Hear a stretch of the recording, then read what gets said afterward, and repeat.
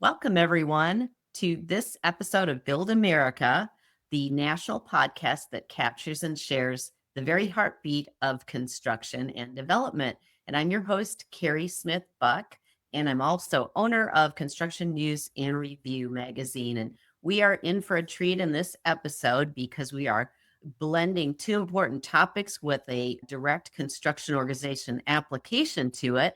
And our topic today is how important is organizational branding? Why does it matter in successful recruiting and retention? And our guest today is Liz Campbell, and she is Director of Chapter Development for the Atlanta Electrical Contractors Association. And Liz, I'm so glad you could join us today. Thanks for being here.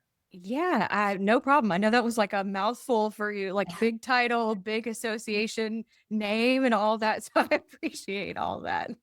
Oh, sure. Yeah, I felt like I've got to back out of the way here with all these words and let you get to the subject. But this whole month of July, we are focusing on how important not only recruiting, but retention is. And we're going at it from many different directions, recruiting Gen Zs, the demographics, the aging workforce, retirees, all that stuff. But today we're going to talk about really, which is maybe not a topic that the construction industry always goes to, but just how important is it to have branding, to have an identity for your organization. And just 30,000 foot view, Liz, if you want to jump in and tell us from a conceptual or theoretical standpoint why that's important. It seems like but why is it critical? Yeah, I think the obvious glaring thing is that construction, even though everything is, I think we're in a really great spot in the construction industry right now. I also think that we're still battling the stigma, right? So there is that we're still carrying that burden a little bit, even though, like I said, I feel like the awareness has become a lot better over the last, I would say, 15 or 20 years, which is great. I think that the branding is so important. I think that's something that we haven't really focused on other than you have, especially just mainstream micro and things like that. I do think that as construction industry as a whole, we don't really think about branding because we don't really make commercials. We don't really do that kind of thing. But I think it's so important because it, number one, on the stigma side, right? If you do have that general interest, I think specifically whenever I go into high schools and promote our apprenticeship program, right? The accessibility to our industry, you don't want to send someone on a wild goose chase of XYZ construction company is hiring, and then it takes forever or more than 3 clicks to find you. I think that is something that we're still a little bit in the dark ages. And I think the companies who do it well, it shows. So I think branding is extremely important just for the entry level, but then also I know just on the retention, I think, does your outward facing brand match the people who are working at your company? I think that's a big thing because I think that especially on the marketing side, the good thing is that marketing is becoming an actual job in construction, which is great to what we were just talking about. But I also think that making sure that your brand matches you is just as important as having a website and a Google My Business page and things like that. It is really encouraging, as I've been tangentially as a journalist in the industry for about 25 years. And boy, it's very few websites now with XYZ construction company where it's like one of those thumbnail size homepages where you knew it was like the early 90s. You're like, oh, dude. But I see less of that. And to your point, that means that they're investing in the creative and they realize maybe because of the tight workforce. Do you think that's one of the drivers that have pushed the construction industry to realize the importance of branding? I think so, especially, I mean, I think again, like the accessibility, right? I think just in general, we haven't been able to rest on our laurels of, having friends and family come and work for you. Gone are those days. So the message is a lot broader of the audience. So I do think that I think that a lot of the construction companies have made it a point, to your point, to budget for marketing and the message. I do think it's important, like we said. Exactly. So Liz, take us into your experience with branding. And I know it spans several years, and I'm not sure if it goes beyond the Atlanta Electrical Contractors Association, but feel free to just tell us how you matched up with that expertise. Yeah, I've had various, I guess, pokers in the fire of doing marketing and branding in just the different careers that I've had previously to construction. Being able to continue that in construction has actually been awesome because that's my wheelhouse, right? I won't bore you with my full LinkedIn profile, but there was a really big push here in the state of Georgia about a decade ago or so where our governor had created this high demand career initiative. And so there was a marketing component. And so they basically brought in, I obviously was under the construction careers piece of that. And we definitely needed a marketing component. And it was so important to be able to try to get all of the trades to speak with one voice. That's a huge thing, right? So that was like the first taste of that. And then moving into, I've worked for a couple of different trade associations, and it's, honestly, rinse and repeat, right? So I might not be promoting all of the trades. Specifically for us is the electrical construction industry, specifically here in Atlanta and things like that. And so it's been really interesting to, number one, just see the evolution of our industry, and just the messaging has been the same. It just depends on your audience, right? And just as we're trying to reach different populations, that has been really cool to be part of and help craft those messages. Because I think that's just as, again, another piece of that puzzle is like just important as just knowing your audience. And I think people who are in marketing, I think, have a very unique opportunity in our industry to be able to capture that, which is pretty cool. Definitely. I know doing for the stories that are also on recruitment and retention for our print edition, one of the stories is specifically on the importance of company culture, but that culture piece seems to bleed into every conversation. And Yes. like you said, that's rewarding and exciting that construction companies get that and get how important that is. Yeah, and specifically, I think for Gen Z, and really even on the millennial side, because millennials are leaders now, which is cool. Makes me feel happy that I'm part of that leadership aspect now. I think that it's a testament to the a little bit of the differences in the generations, right? You're going to see a lot of trends with the millennials, with us wanting to have more of that. We want to serve in those leadership types of roles. The Gen Z, it seems like whenever I'm in the high schools, they value that authenticity. So I think with trying to reach, this new generation and trying to speak their language, I think that the branding is very important. And I think we're going to continue to see that too. Wow. So tell me a little bit about the process that you went through to lead the rebranding of the Electrical Contractors Association. Where, like, how many years back, where were you, and what needed to be either created or just a layer of primer or whatever to bring it into today's Yeah. market? What did you sound like a So big task? no. So I'll just tell you, it needed to be completely redone. And this was really just because we had a change in leadership in 2020. My boss came in as the executive director in 2020. He had a vision for creating a better website and things like that. And then my predecessor actually retired after 21 years in 2021. So I jumped on board, and I had known my predecessor for a while. He was amazing in the high schools and just in the industry. So I knew it. I also knew that things definitely needed a refresh, so like some new blood. And so it was a great matchup when we were in those interviews and talks with the board about me possibly coming on board, because I was like, I've got a lot of ideas for branding because I feel like we just need a huge refresh. It was very antiquated, and it's not to like knock our association. That was the whole point, and trying to get a handle on the message and things like that and what we were going to be promoting. And especially on the association side, I don't know very many people who seek out trade association websites, not hot Google search, But also, since we are one of the bigger trade associations for electricians, I wanted to make sure we had the accessibility, right? So if we are trying to recruit seasoned electricians and future apprentices, we needed to have a website that was easy for that and then conveyed our contractors' message as a whole.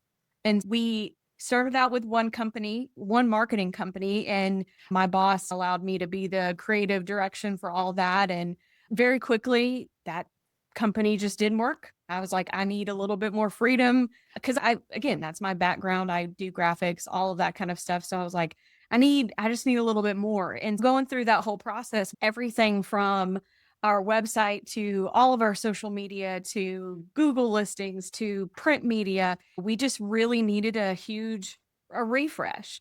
And I think that has paid very big dividends as far as recruiting, as far as just our apprenticeship application numbers as a whole. And so I'm glad, like, that is definitely a feather in our cap because we made the focus and it actually worked. And I think that it's just a testament to even just, you don't have to spend thousands of dollars to do this. You just need someone to actually own it. And I think Yeah. that's a big part in our industry is just needing that one person to own it. Oh, exactly. So the message that you're sending, is it a dual message? Because you're probably recruiting heavy electrical companies to join the association, but then you mentioned the apprenticeship program. You're also recruiting bodies and Mhm. future construction professionals. So how does that work when you have, probably a lot of companies do, but when you have two distinct audiences, maybe, or distinct messages? Yes. And I think again, that's on the trade association side. A lot of it is the service providers, right? So we've got different vendors and things, obviously, that are part of our association that we want to make our contractors better contractors, right? And we want them to join the association, feel good about those dues and things like that. So yeah, I think that's another thing, right? Again, it's that ownership. And I am very blessed to have, our office staff, there's just three of us and we have a great culture between the three of us, and it permeates everything, right? Where all three of us really own our piece of the business. And again, I think with just being able to tap into what our contractors need, obviously, sometimes that tweaks our message, right? We've recently gone into recruiting veterans and things like that. Or maybe some of our contractors need classes on succession planning. So it's multifaceted, but I think that again, good leadership, you'll be able to tweak that message as you need. I think that's would be inspirational too, as you guys rebranded for, or make it not an easy process, certainly for your members to rebrand, but for them to see the Atlanta Electrical Association as a model for how you did it. And then maybe that pushed some companies that didn't realize they were behind the times till they saw the remessaging that you all did. And that is true. To be fair, the company that I work with, just shameless plug, she's a girl that I went to high school with, and she's just awesome when it comes to honestly being able to take it all out of my brain and put it Sure. into my social media because I don't have time anymore to get my social media calendar going and things like that. Sure. But the cool thing about it is, especially on the National Electrical Contractors Association side, she's been able to pick up different chapters based on the things that we're doing.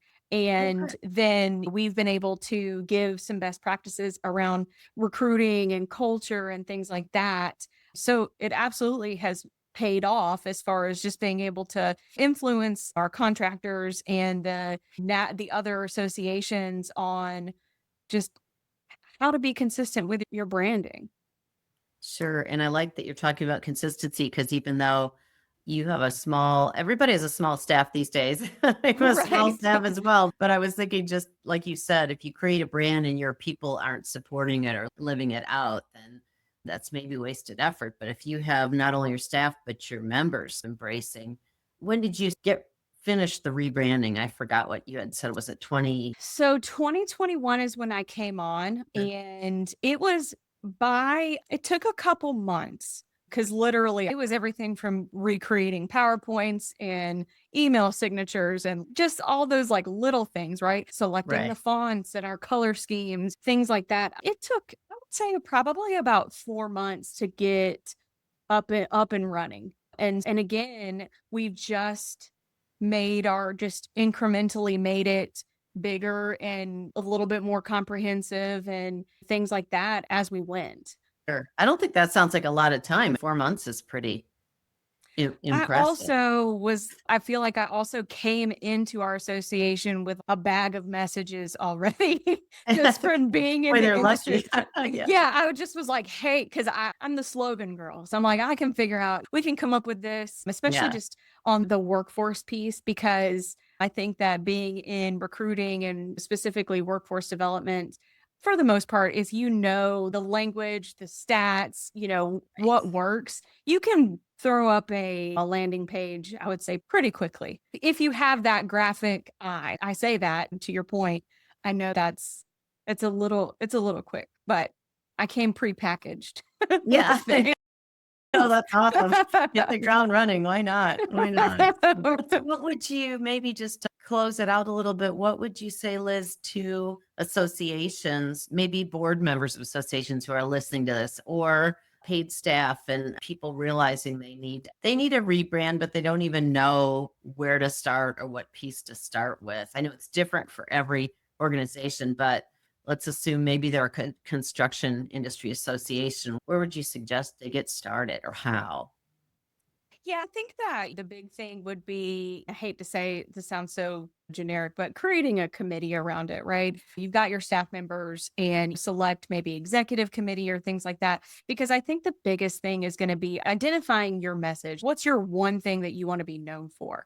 One of the things that I've learned just through the years in marketing, and especially really just in general, truly with sales and marketing, you need to start small. You can't be all things to all people. And I think that sometimes, especially on the association world, we try to be all things to all of our members.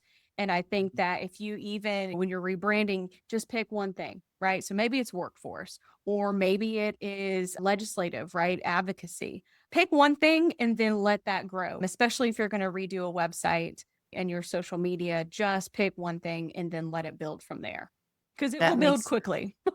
if sure. Well, and you mentioned that you're the slogan person. I forgot to ask you at the beginning, Liz, what is the tagline, or what is it for the Atlanta Electrical Association? It's funny. So we actually borrow it right from our NECA National, and it's actually similar to CNR. So it's the voice of the electrical contracting industry.